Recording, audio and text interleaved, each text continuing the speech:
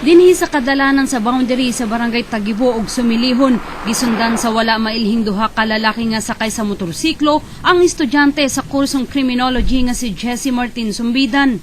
Gipahunong siya sa pagmaneho og motorsiklo apan dihang wala niya kini gitagad, kalit na lamang siyang gipusil og naigo sa wala nga paa.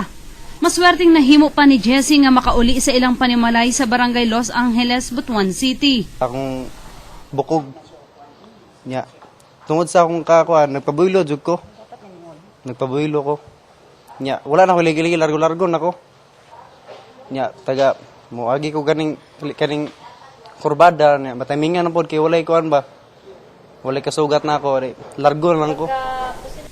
Sumala sa ginikanan ni Jessie, walay kontra o kabikil ang iyang anak. But niya nga mapreso kung kinsa man ang responsable sa maong insidente. Kinsa tong asa tong nakasala sa iya kina masakpan na. Sumala usab sa investigasyon, kalibre 45 nga armas ang gigamit sa maong pagpamusil. Kini base na sa nakuhang baseyo sa bala sa nahitabuan.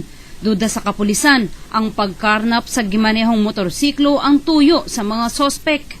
Tuyo, motor kay sa dihang may overtake ang katong suspect, gi advisean man siya nga hunong, hunong, so wala man siya mohunong, moto nga gitero siya. Pero dili pod intensyon niya pagpusil nga patyon siya, kay dire napaara man siya.